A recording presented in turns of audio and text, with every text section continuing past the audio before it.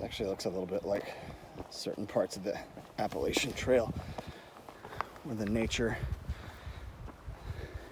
has been affected by people augmenting it in a good way, not necessarily a bad way. Like this little safety rail here. It looks natural, but... And then nature gave us some steps here.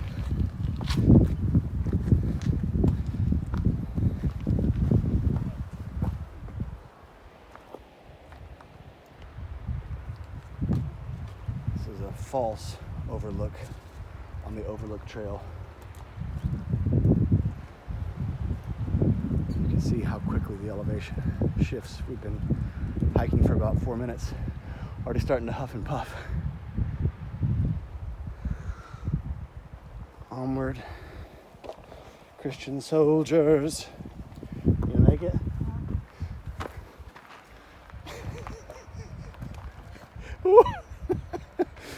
Today we got an additional guest along with us. It's my birthday today. I'm 19 years old today. So we came out to Dinosaur Valley State Park, which is one of our favorites, in Glen, Texas. It's about 2 hours from Dallas. And really pretty. It's famous because in 1939, some dinosaur tracks, which is what some of the people down there are looking at, were discovered. I mean, I should know the guy's name, I guess. Richard Kind. No, Richard Kind, that's the guy from... Yeah, The Voice. But that's a comedian. His voice, not The Voice. But anyway, some guy, Richard, Spin I think City. his name is, Spin City, yes. No, the guy from Spin City did not discover the dinosaur tracks in 39. He looks young, but you know, you can already see in the minute we've been taping how much elevation we've gone up. But you can see our car from here, the white mini SUV. Look how clear that water is.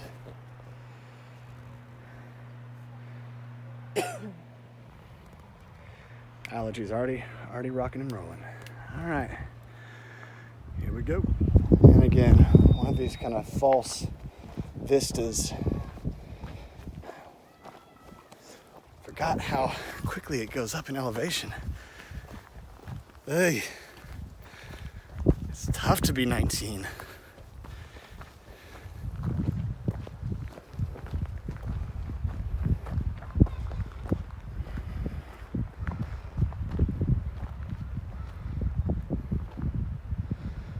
Yep, just past the Dollar General and the Chicken Express. We talked to one of the rangers one time when they were doing a little lesson on the dinosaur tracks, which are right in that little pool right there.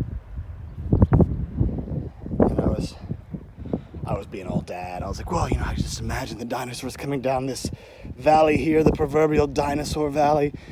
And the dude was very patient, and then he looks at me, he's like, no, actually this was all a beach way back then. This was oceanfront. This, if you can see, further to the point I was talking about the ranger saying it being beachside, this is all coral. This is the prehistoric lungs of the earth. Here we are.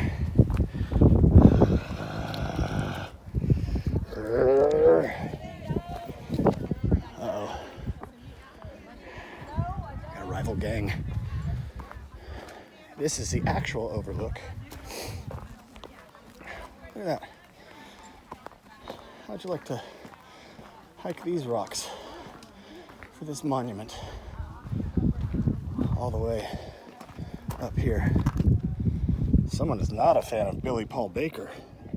That's horrifying. Yeah, here's the actual overlook.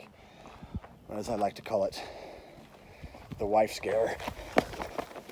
Oh my God. Yeah. So you can kind of see, so what this is, the Paluxy River actually bends. It's kind of like an oxbow all around the park. And we're kind of following the creek around, and we'll end up kind of over there, and then we're going to take just a trail through the actual park itself. But yeah, this is the Dinosaur Valley.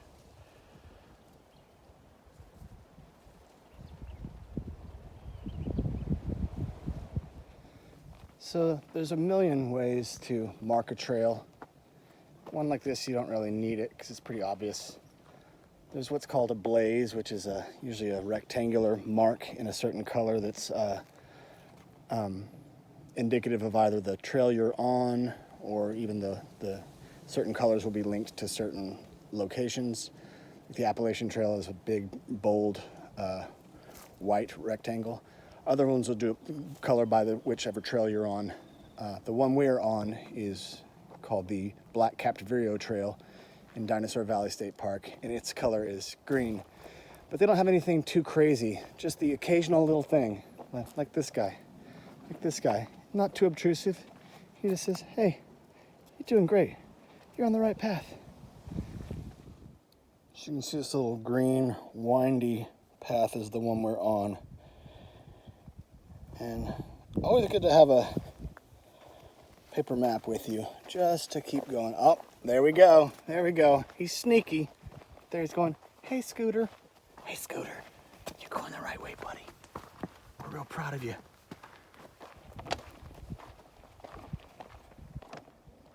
So just basic map fun stuff, Boy Scout stuff. Usually the standard is those little individual marks are like 10 feet intervals. And you can usually, like a soldier type of way to go is they actually count their steps to know how many feet they go per step, et cetera, et cetera. But then you see these kind of like wavy lines. Those are elevation intervals, and that's usually 10 feet as well. So you can see where the closer they are, that's basically topographically, you know, a big steep downfall you see like that. Whereas this over here is pretty flat. So when I was talking, I was like, well, what are we seeing here? I don't see any elevation drop off. And then I look through here. Now, I don't normally advocate going off the trail, but I'm just about 10 feet off. So this is, you would go further than this to go to the bathroom on a trail. But yeah, look at that. Like I said, 2 hours from Dallas, and you're in literally another prehistoric world. So I was looking forward to this little water feature here, and thanks to drought, there we have it. Awesome, cool. Thank goodness climate change is a hoax. Strangest stump in the world. It's hollow. Looks like it's been cut, but it's hollow. And baby Jesus has rained down stones into it. Nature. So crazy. Oh my goodness. Oh my goodness, guys, keep your distance. Keep your distance from this very dangerous and offensive thing that someone has done. Oh, it's a cairn. Oh my goodness, it might bite me. So yeah, I was joking, but this is a cairn, very small. People like to just stop and, you know, they're having a good time out on the trail, want to interact with nature a little bit. People try to get all, oh, it's leave no trace, leave it nature as it was. Come on, people are trashing this place. I picked up so much trash just in the mile and a half we've been going. Is this really that offensive to worry about, to knock over? Jeez, don't be a nature bully. Someone was having a good time. Let it be. Did it hurt you? No. And while the humble cairn was a means of marking trails when you didn't have anything left to mark it with other than stacking up some rocks as a signpost of saying, someone's been here, you're on the right track, keep going. Others are more obvious. Don't go there. Awesome cliff there. It's like the end of Dances with Wolves when he's up there and he's like, I am wind in his hair. You are my friend. What happened to that guy?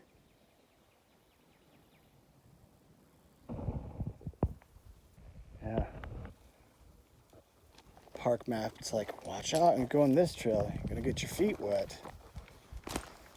Ugh, well, it's just early April, so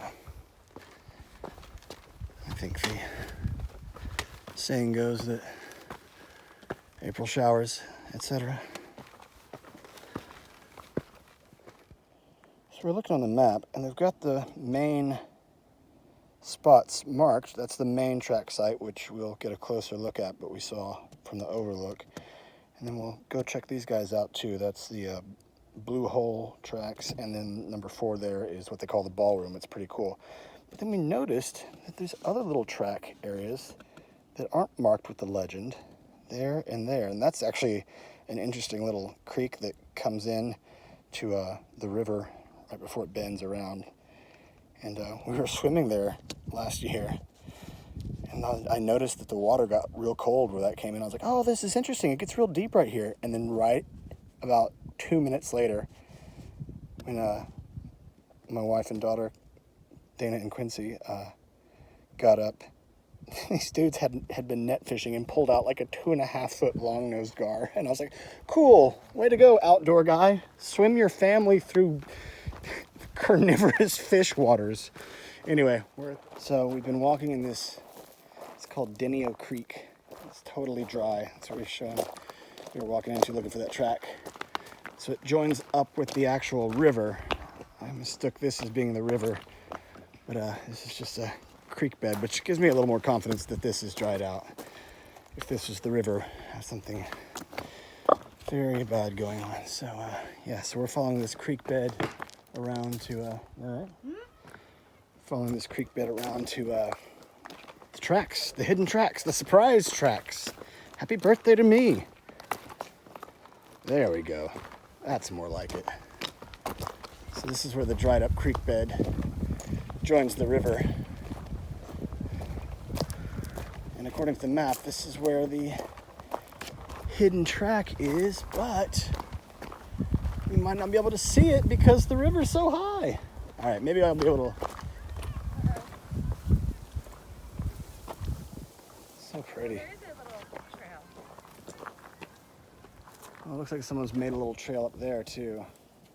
Well, we're not, I mean, that's the exit, so we're not at any risk of getting lost. It looks like there have been some travels here before, and I'm sure they would not lead us astray.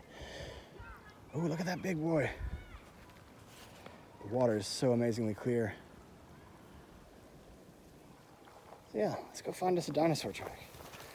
So our going off trail wasn't as fruitful as we'd liked, but can't fault us for thinking this might be a viable way. So we're headed back, making the smart choice. We're going to take a more straightforward Paluxy River trail. Looks like that will get us to it a little easier. And we did that last hike, I think, a lot faster than we were both thinking. So looking to keep the day going. So we thought about crossing those little slick rocks, but then decided, since I'm a spry 19 years old, whoo, Lord, it is cold, we'd take the scenic route. Oh man, it is so cold. It's awesome. So let's go. It's the scouting group toting all those jugs of water. Bet they're going primitive camping. Smart. Ooh, the rocks are even slick under there. It's about those 10 feet right about there. The most precarious parts of this hike, walking across slick rocks. But we made it. And we're on the trail of the missing secret dinosaur track. So this area is called Rock Beach. I don't know why they call it that. These are some of the wild children that live at Dinosaur Valley. Try to keep your distance from them. Never know what they do. They're unpredictable. If you've been here, you've definitely done this. Little rock bridge. little secret slippery. And there they are. So, saw a little video. I'll try to put a link to it. It's 1939. I was making the joke about Richard Kind. He tracked it to here. What's unique about this? So we said the tracks at this park, not these exact tracks, the tracks at this park, are where they first found a specific kind of sauropod. And that's those larger tracks. And then I think it's the Apatosaurus is the other one. But those are those tracks right there. And what's interesting, like I said, I'll put a link to a video. What was unique about this is not was it, the first tracks they were able to track to a certain dinosaur, but it tells a story. So basically, in a nutshell, and it could be explained better, the sauropod, which is kind of like a big, long-necked kind of brontosaurus, like you see those animals that got up in the trees in Jurassic Park, for lack of a better word, was walking. It's these big circular tracks. And the Apatosaurus, which is like a little triceratops, or not triceratops, little Tyrannosaurus Rex, came this way towards it and then turned right there. And that's those two tracks. And the video I saw, it's really cool. I think it was this one right here. They unearthed when they were trying to track stuff long after the tracks had been established. So when they were doing a kind of a secondary exploration and geomapping of it, they found a new track. This is crazy. Anyway, the search goes on. Right about there is where the place I was talking about where we swam with the long-nosed gar, but that's where the other dinosaur track that we're not going to be able to get to is. If you can see the people down there, that's what's called the Blue Hole, which is a really cool swimming hole with a jumping rock. But we'll get to see a good track there. And then further down from that is the ballroom, which we'll also take you to. So this is the Blue Hole. It's very, I don't know about very, I'd say it's about maybe 15 or 20 feet deep. I've swum down and you can get, where it starts to get cold and you start to get freaked out. This is my favorite thing. This is the thing that they landed on to make you see where the dinosaur track is. Not a telescope, just a pipe. Just a pipe. And it's aimed at somebody fishing down there. But it's aimed at the track, which it's hard to see. Let me see if I can zoom in from up here. Yeah, that's it right there, if you can see it. But yeah, this is the little walkway down to the hole, like a legit swimming hole. Gotta love it.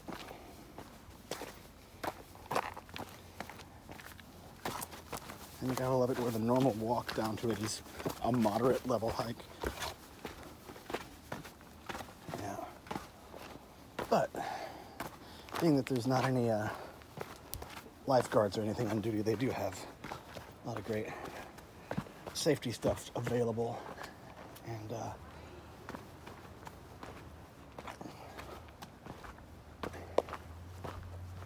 so yeah, there it is.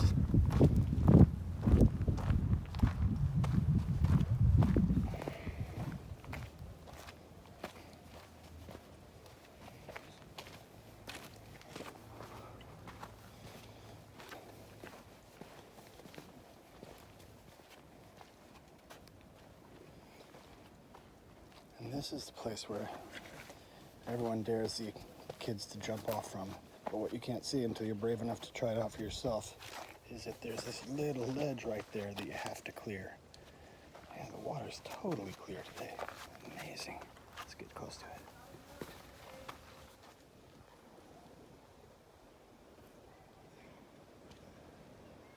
What time is it? 2:30.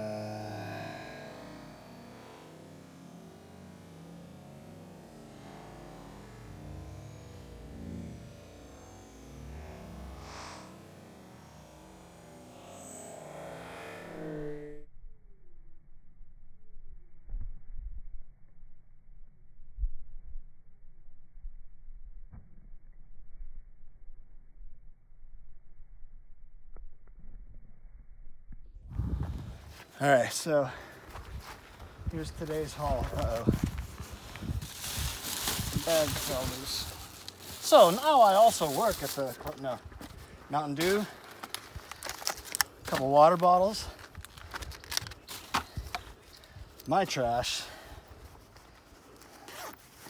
Let's see, where did I put the other? Oh, we got my favorite beer can, a couple of water bottle tops. And if you look right there, we're like literally 5 feet from the trash can.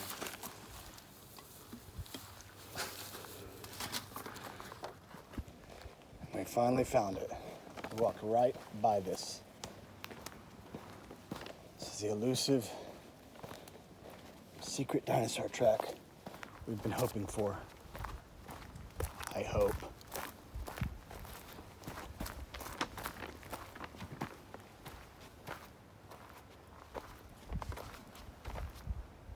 You know, they've got the Pokemon Go set up to the various sites here, which I think is genius engagement. Any luck?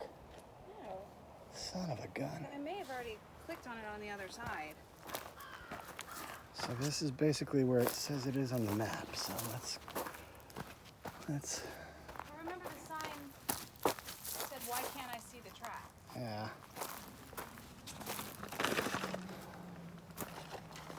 That never stopped me from sliding down a hill into a river. Oh, it's still awesome. All right, we were defeated. We are no amateur paleontologists, alas. Well, regardless, this has been an awesome birthday in Dinosaur Valley State Park. Highly recommend as I fall over. But get out there, do things. Hike, bitch.